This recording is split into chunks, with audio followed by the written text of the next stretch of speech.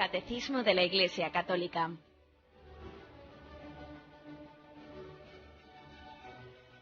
Un programa dirigido por Monseñor José Ignacio Munilla, obispo de San Sebastián.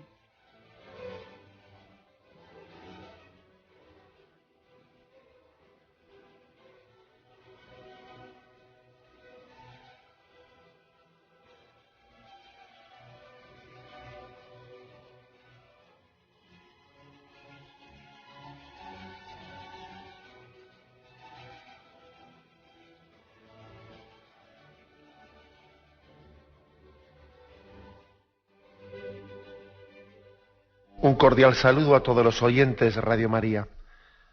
Un día más, con la gracia del Señor, proseguimos el comentario del Catecismo de nuestra Madre la Iglesia. Teníamos sin concluir el punto 1435. Estamos en un apartado que tiene como título diversas formas de penitencia en la vida cristiana. Dentro del sacramento de la penitencia, os recuerdo, os pongo en contexto, de que además del sacramento mismo, también hay pues ejercicios concretos, formas concretas de ejercitar la penitencia para lograr la conversión.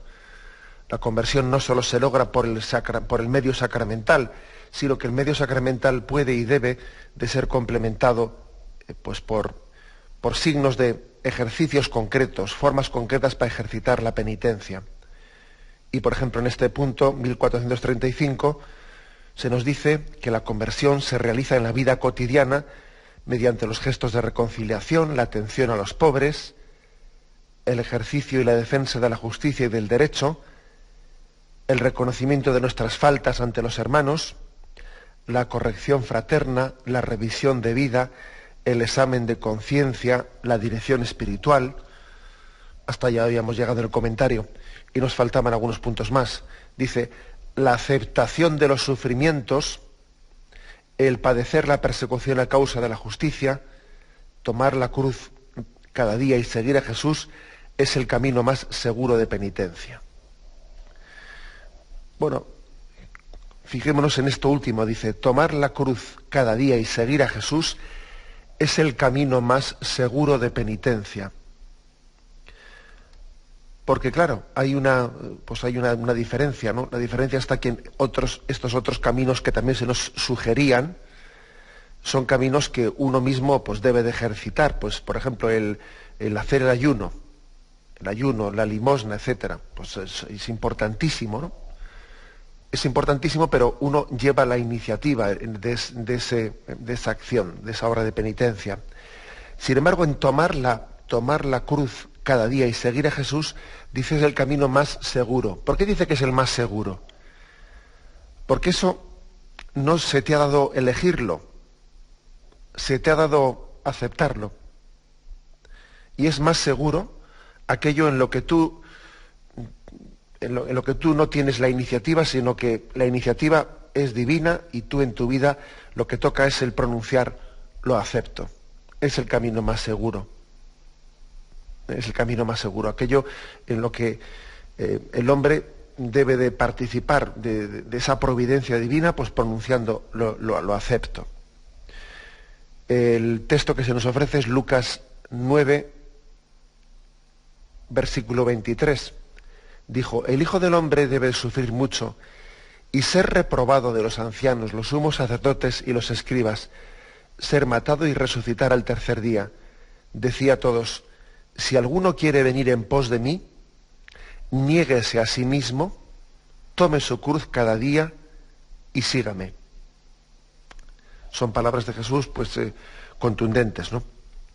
Hay que decir que Jesús llevó a cabo su obra de redención en todos, como hemos dicho más de una vez en este programa, en todas y en cada uno de los momentos de su vida, pero especialmente fue en la cruz, cuando Él fue llevado, cuando Él fue conducido, cuando fue puesto en manos de quienes le perseguían, cuando Él le tocó aceptar su cruz, no ya ser Él el que predicase o ser Él el que sanase a los enfermos. No, cuando Jesús le tocó aceptar la cruz, fue el momento máximo, el momento más eficaz de la redención. También para nosotros el instrumento más eficaz de conversión, la penitencia más eficaz es esta, es es el momento de la aceptación de la cruz. El que quiera venir en pos de mí, niéguese a sí mismo, tome su cruz cada día y sígame. Por lo tanto, lo primero, la aceptación de los sufrimientos, dice, es la forma, es la penitencia más perfecta. Acordémonos de ese pasaje del Evangelio que es conmovedor del buen ladrón. Aquel hombre que entiende que en ese momento está viviendo un momento de gracia en su vida. Entiende que no es momento de rebelarse, sino que es momento de aceptar la situación. Mira, nosotros tenemos lo que nos hemos merecido, pero este hombre, ¿qué mal ha hecho? El buen ladrón pronuncia una palabra de aceptación de la cruz en ese momento en su vida. Fijémonos bien que muy pocas personas tienen la humildad suficiente para hacer esa confesión del buen ladrón. Yo me he encontrado muy pocas personas que pronuncien en su vida ese decir, bueno, pues yo lo que padezco, bueno, pues yo me lo he merecido. Bueno, la verdad es que esa confesión del buen ladrón yo creo que la hemos escuchado poquísimas veces en la vida. Y maticemos bien esto que queremos decir, porque no se trata de entender el sufrimiento concreto de nuestra vida, es una especie de, cuando el buen ladrón dice, lo que yo padezco lo he merecido, me lo he ganado a pulso, ¿no?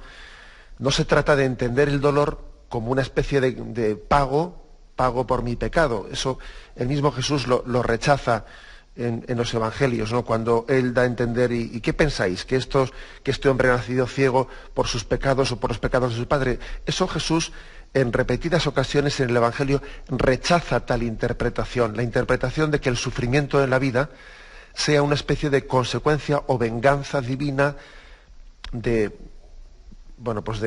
los pecados concretos de nuestra vida. Es cierto que la Sagrada Escritura afirma que el pecado, el sufrimiento, se ha introducido globalmente como consecuencia del pecado, pero al mismo tiempo afirma que no se puede hacer una especie de silogismo de que esto que estoy sufriendo yo es una especie de consecuencia de pecados concretos que he cometido, una especie de venganza divina por pecados concretos que he hecho. Eso es rechazado. De hecho, en el libro de Job, pues eso se ve bien claro. Hay unos amigos de Job que le dicen, esto que estás padeciendo, seguro que será porque has hecho algo habrás hecho, piénsalo a ver, porque si no, no estarías sufriendo esto.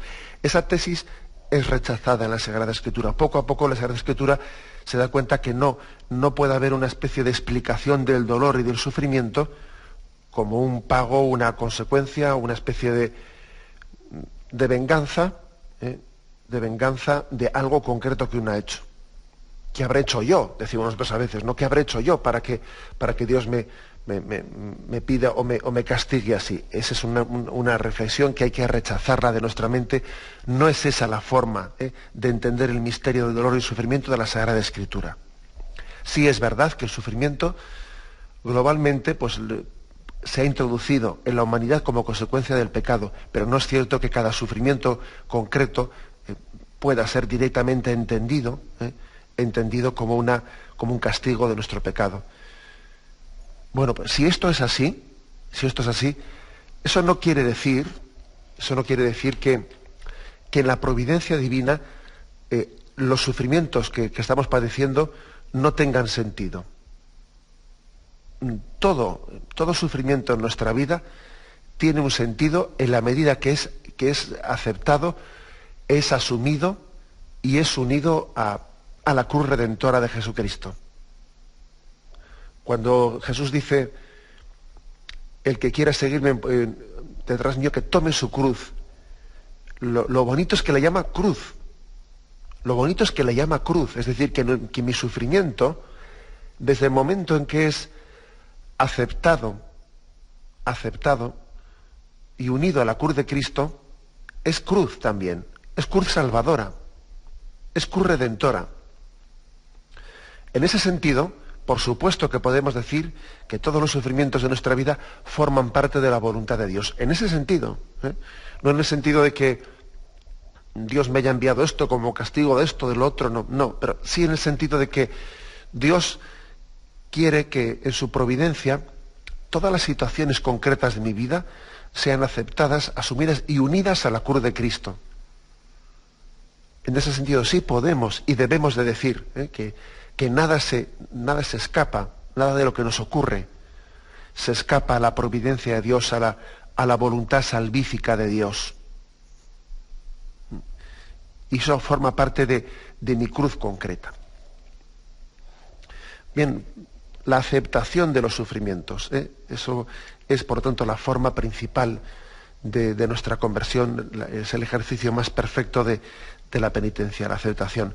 Fijaros bien que uno podría caer en el error práctico de decir, a mí me gustaría hacer penitencia, pero ser yo el que la eligiese, ser yo el que la dosificase. Bueno, eso sería más cómodo, ¿sabéis? ¿No? El que uno diga, bueno, pues eso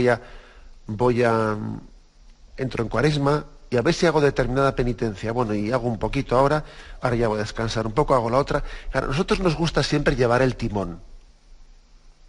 Ser yo el que elija qué tipo de penitencia, elijo el cuándo, el cómo, las formas. Pero claro, la obra de santificación más perfecta es cuando no soy yo el que llevo el timón, sino cuando es el Señor mismo el que lleva el timón de esa obra de penitencia en mi vida. Y a mí me toca aceptar, me toca confiar, confío y acepto. Confío y acepto. Bueno, pues hay un relato, un pequeño cuento, que quizás hayáis escuchado en Radio María, un cuento con mucha amiga sobre esto de que la cruz pues sea la que yo quería o no la que yo no quería, hecha a mi medida, a medida del otro, etc. Un pequeño relato, un cuento, que voy a compartir con vosotros. Dice que había un hombre pues que se quejaba de su cruz, ¿no? Se quejaba de ella y estaba siempre diciendo, es que si fuese un poco más corta de aquí, es que me hace daño en el hombro, es que esa cruz a mí me gustaría que no me rozase tanto aquí. Y estaba siempre quejándose al Señor. Y decía, yo acepto la cruz, pero es que me gustaría que fuese un poco distinta, ¿no? Menos áspera en esto, lo otro, tal, lo cual. Es que yo veo que otros tienen unas cruces más llevaderas, pero es que la mía es la peor. La mía es esto. Bueno, el caso es que dice que el Señor le pasa a una gran sala en la que había multitud de cruces, ¿no? Y le dijo, venga, pues déjala aquí y elige tú cualquier otra. El hombre deja allí su cruz y empieza allí a elegir entre aquella multitud de cruces, ¿no?, que había allí. Coge una y dice, esta pesa mucho. Coge otra y, esta, el caso es que es larguísima, parece que se clava en el suelo. Coge otra más y a cada uno le iba buscando una pega. Esto por aquí, esto por allá, y pasan horas y horas y horas y horas y horas, ¿no? Y al final coge una y dice, después de dar vueltas y vueltas, coge una y dice, bueno, pues parece que esta sí, oye, mira, esta sí que parece que es la que puedo llevar, ¿no? Bueno, va a salir de allí y resulta pues, que el Señor le dice, pues mira, esa que finalmente has elegido es la tuya, la que al principio habías dejado por buscar otra más. Ese pequeño cuento lo que viene a decir es que es absurdo que estemos comparando cruces. Yo quiero otra cruz distinta, la del otro es más dura que la mía. El caso es que tenemos que hacer un acto de fe, un acto de confianza de que el Señor a cada uno le da la gracia para lo suyo, le da la gracia para su momento, para su circunstancia. El Señor se adecúa también a nosotros y a nuestra circunstancia concreta. No estemos nunca envidiando la cruz de los demás, porque es más llevadera que la mía. No.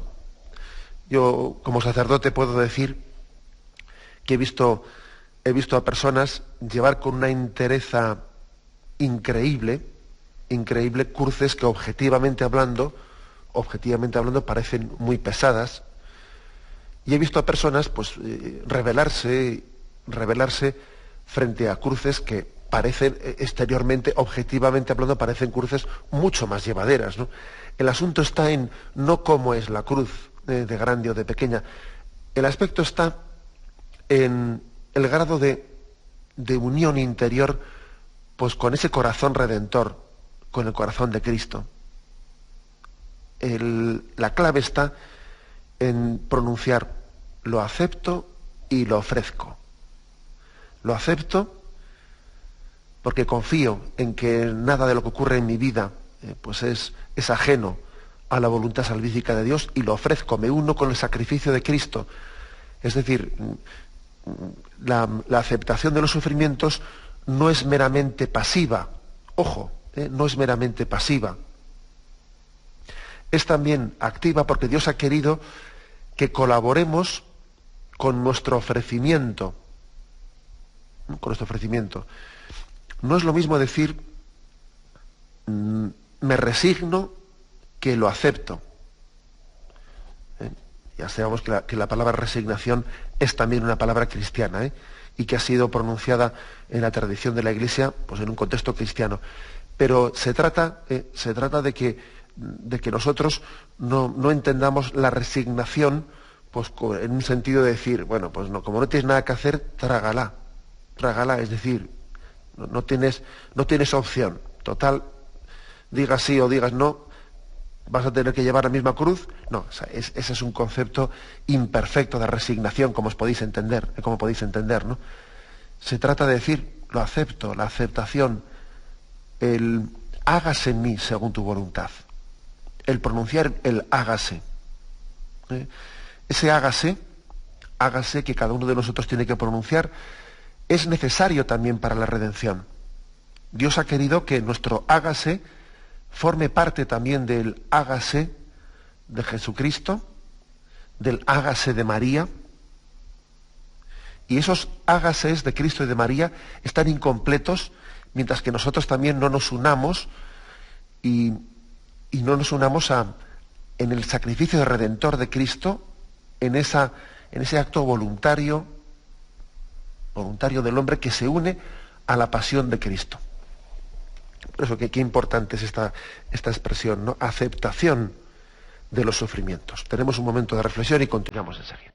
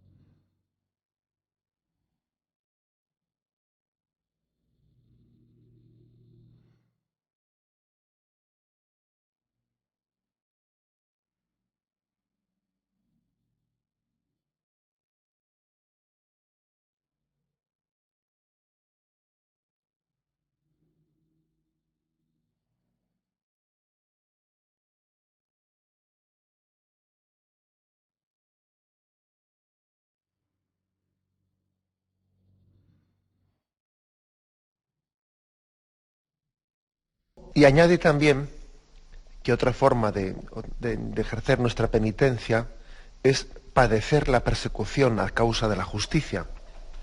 Jesús dijo, bienaventurados cuando os persigan, ¿no?, por causa de la justicia. Pero el caso es que El caso es que esto nos cuesta más todavía. Nos cuesta más porque una cosa es aceptar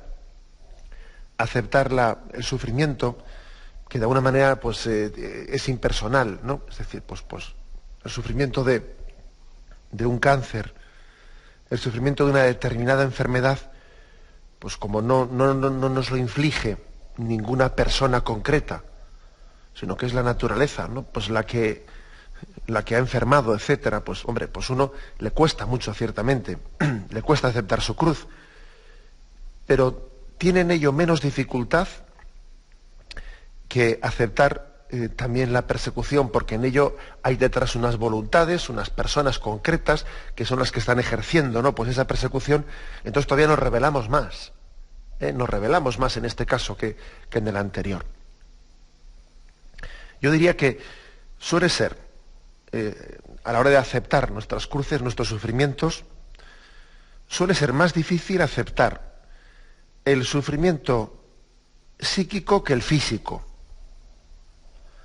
Porque bueno, si el físico es duro aceptarlo, ciertamente, es duro aceptar, por ejemplo, la falta de salud, pero todavía es más duro aceptarla cuando se trata de un sufrimiento psíquico que físico, cuando se trata de una depresión, cuando se trata de una enfermedad mental, etcétera.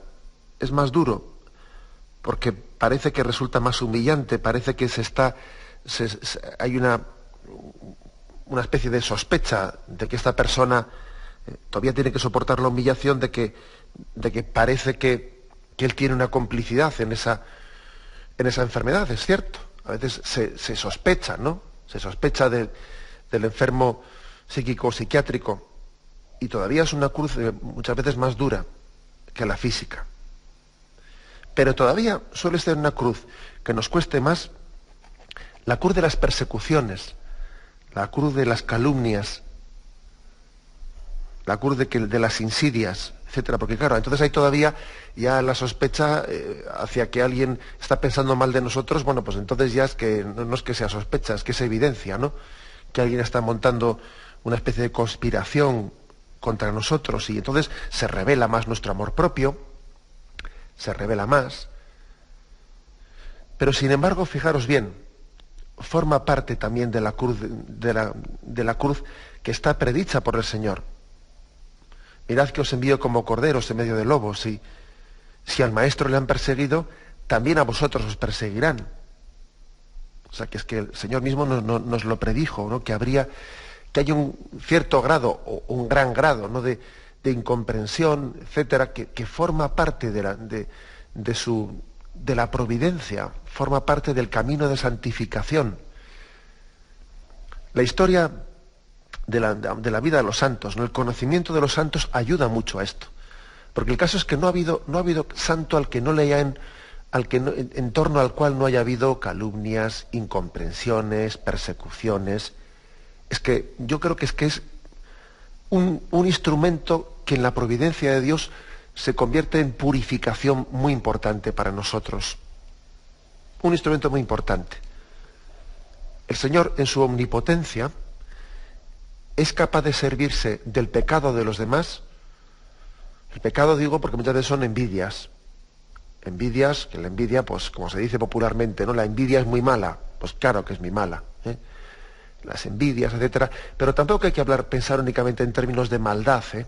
Cuando recibimos persecuciones. Que Jesús mismo dice en el Evangelio: llegará un día en el que los que os persiguen pensarán que dan gloria a Dios.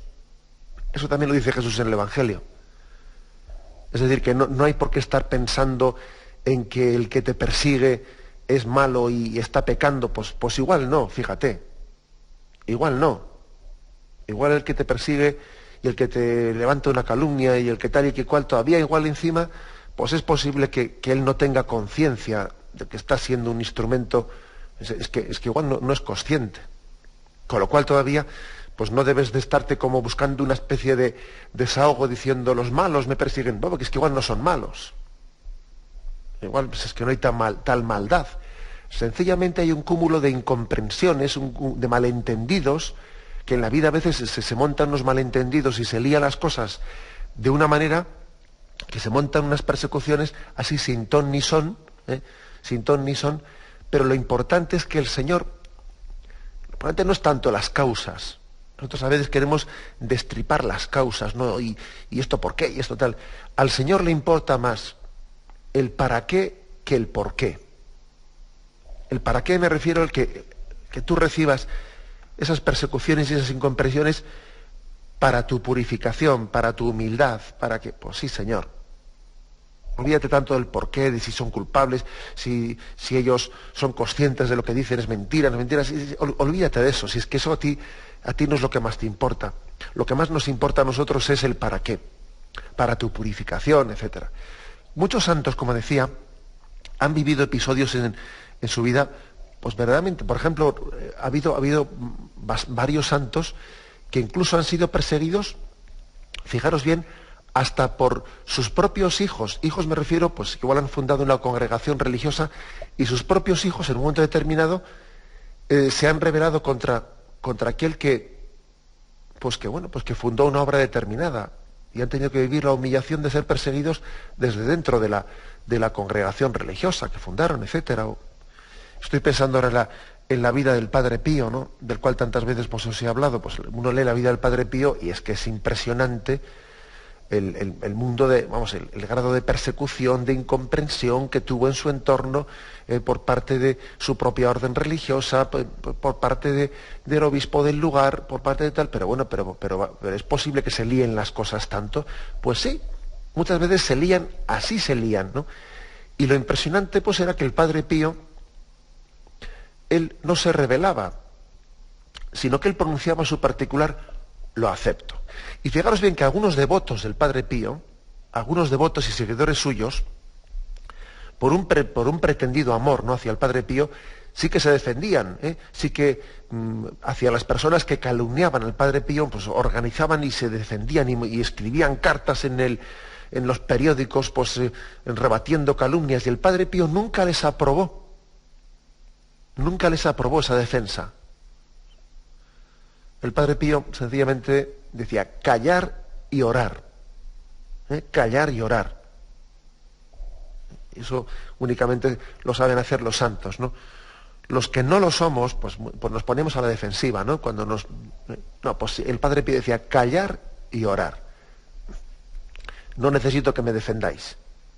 Decía eso a sus seguidores. Yo no necesito que me defendáis. Mi Padre del cielo, como dice Jesús en Gesemaní, mi Padre del cielo podía haber puesto una legión de ángeles para defenderme en este momento y no la ha puesto. Luego vosotros no estáis aquí entrando al trapo, ¿no? Entrando al trapo de esas discusiones y de incomprensiones, de una calumnia, yo la respondo y vuelvo a responderla.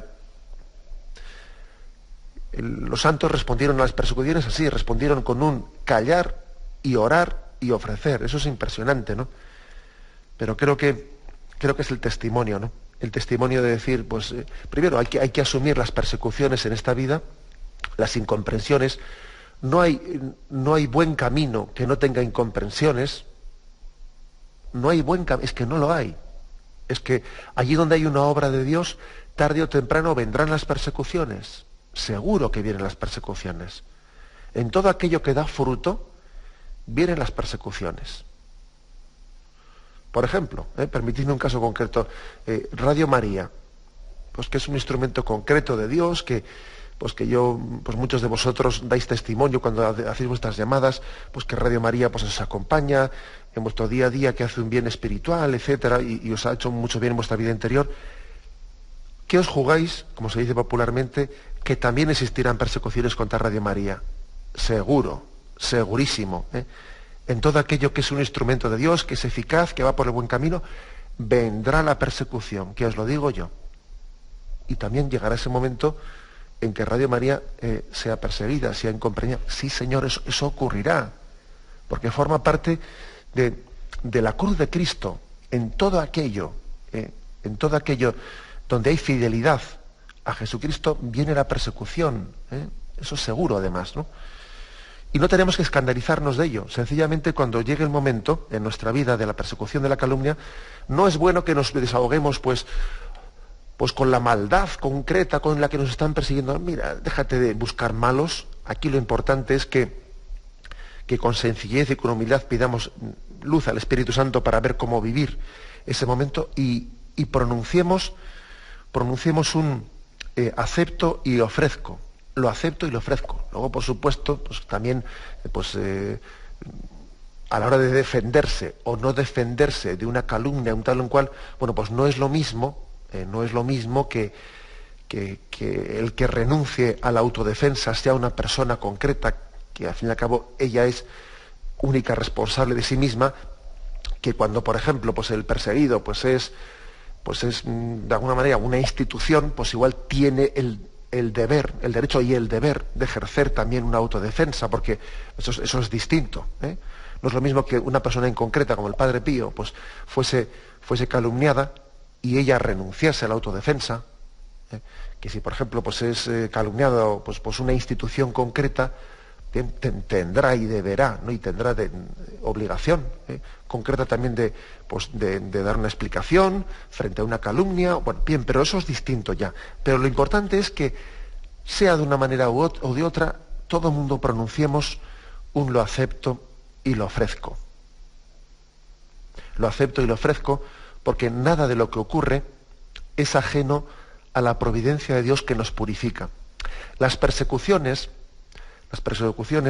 nos están ayudando a entender que la gloria no está en esta vida, sino que está en la vida eterna.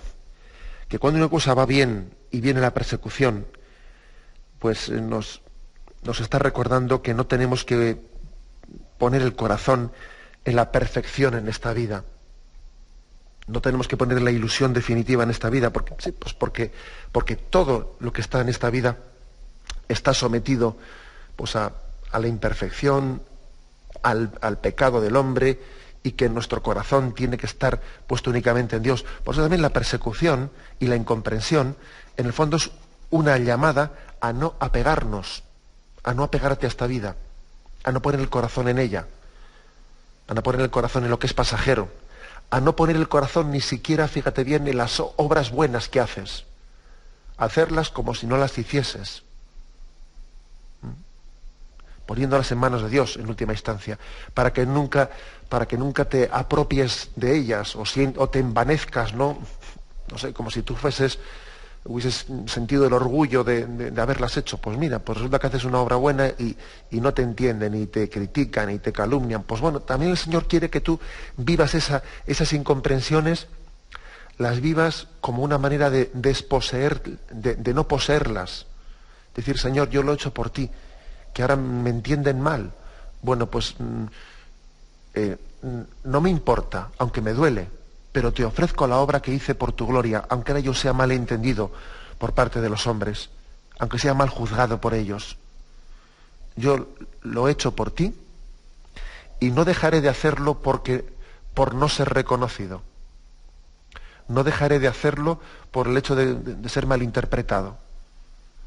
Lo hice por ti, no lo hice por los aplausos, y no voy a dejarlo de hacer por ti ahora que en vez de aplaudirme me calumnian. Por lo tanto, también las persecuciones suelen ser una purificación muy buena de la intencionalidad con la que hacemos las cosas. No sería bueno que, como resulta que alguien hacía el bien, ¿no? Pues, y ahora resulta que le han empezado a calumniar, a interpretar mal, y ya deja de hacerlo. Fíjate, si yo estaba haciendo una cosa buena y ahora me empiezan a decir esto, pues dejo de hacerlo. Pues muy mal. Pues muy mal, porque entonces resulta que claro, pues que no has entendido que eso era una ocasión de purificarte, de purificar tu intencionalidad. Tú sigue haciendo el bien aunque seas malentendido, aunque seas incomprendido. No dejes de hacerlo por el juicio de los hombres. Tú haz las cosas solo para gloria de Dios. O sea que es que ha formado parte de toda la vida, de todas las historias. No hay un santo que en su vida no haya tenido persecuciones e incomprensiones. No lo hay, no lo hay. No hay cristiano tampoco, ¿eh? No me refiero únicamente a los santos, si es que esto, a los santos canonizados. No, cualquier cristiano que haya querido vivir fielmente ha tenido un grado de incomprensión y de persecución en su vida. Bien, hacemos un momento de reflexión y continuamos enseguida.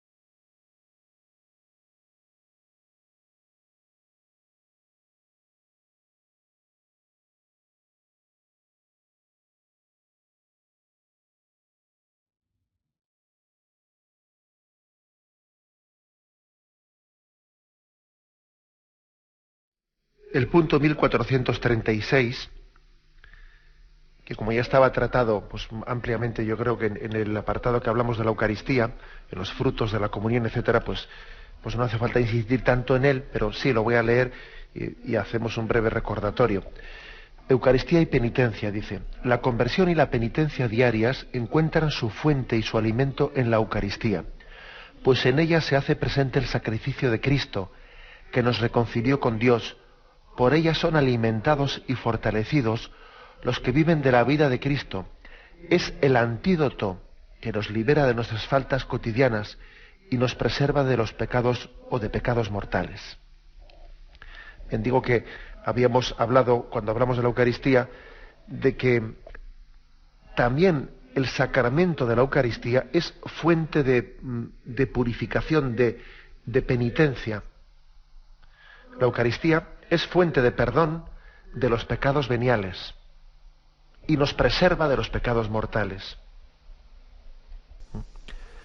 Es verdad que se nos pide comulgar en gracia de Dios, estar limpios de pecados graves, de pecados mortales, para poder comulgar. Pero al mismo tiempo, sin que sea contradictorio, la comunión nos purifica de los pecados veniales. No así de los pecados mortales, pero sí nos purifica de los pecados veniales y nos preserva, nos da fuerza, nos fortalece para no caer en más pecados, sean en los veniales o en mortales. Nos preserva, nos fortalece para ello. Voy a leer uno de los puntos que en su momento es el 1394, en el que principalmente se concentraba esta doctrina. Como el alimento corporal sirve para restaurar la pérdida de fuerzas, la Eucaristía fortalece la caridad, que en la vida cotidiana tiende a debilitarse, y esta caridad vivificada borra los pecados veniales. Dándose a nosotros, Cristo reaviva nuestro amor y nos hace capaces de romper los lazos desordenados con las criaturas y de arraigarnos en Él. Es decir, que la Eucaristía lo que hace es aumentar el amor, hace que el amor sea más vivo. Comulgar bien es aumentar nuestros lazos de amistad profunda con Jesucristo. Bien, pues una vez que ha aumentado el amor, ha disminuido, es decir, los pecados veniales han quedado disminuidos o incluso borrados.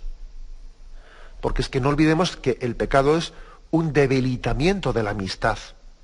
Bueno, pues si la Eucaristía es un aumento de la amistad, pues entonces por sentido común entendemos que comulgar bien es debilitar el pecado.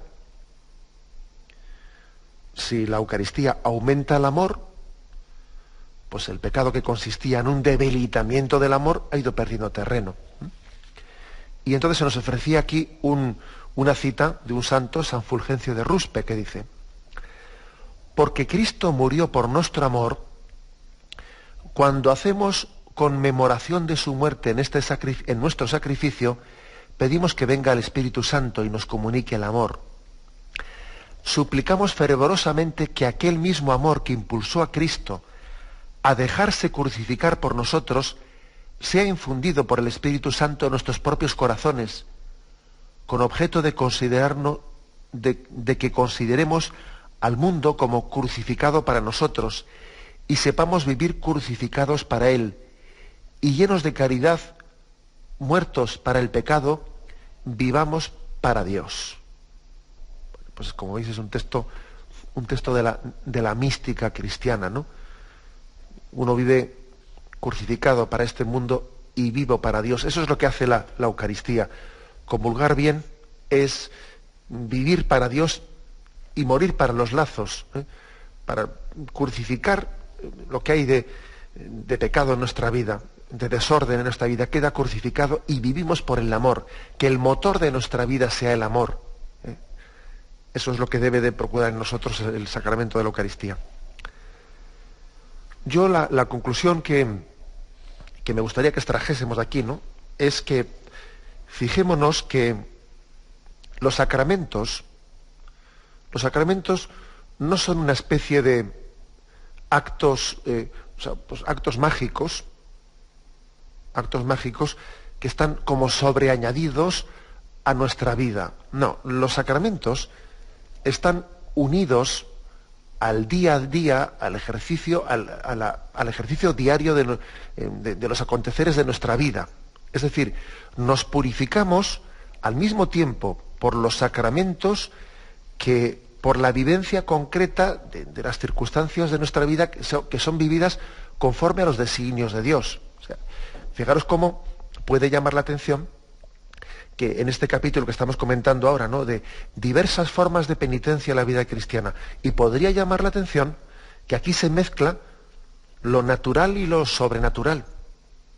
Es decir, que al mismo tiempo se mezcla de aceptar la enfermedad, dar limosna al pobre, comulgar y hacer que tu comunión venza tus pecados, confesarte de tal. O sea, fijaros bien que aquí se mezclan los sacramentos con las obras y con la aceptación de tu enfermedad, con la calumnia del vecino, o sea, es que es curioso.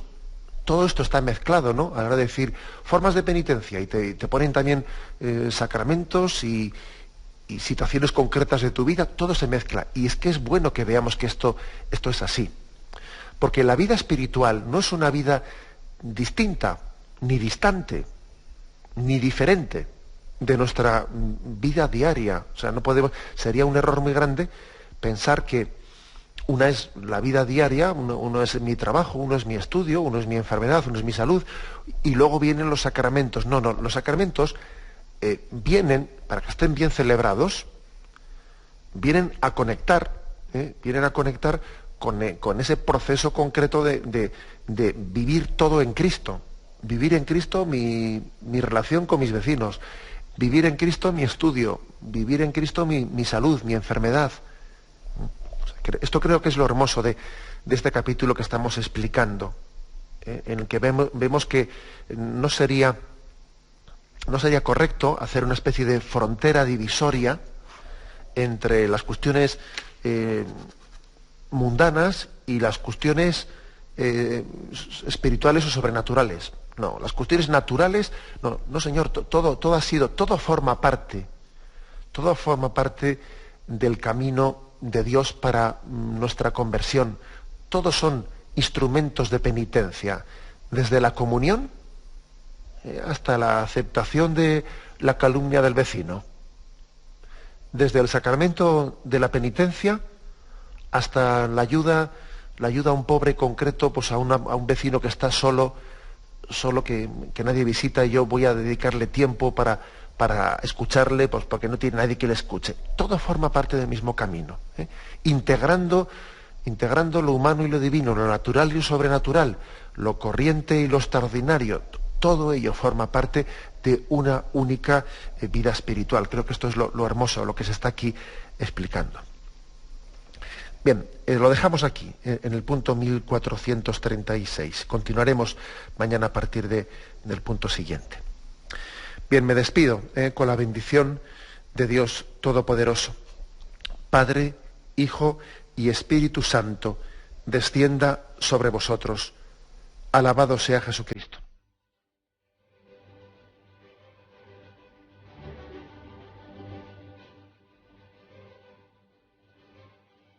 Finaliza el Catecismo de la Iglesia Católica, un programa dirigido por Monseñor José Ignacio Munilla, obispo de San Sebastián.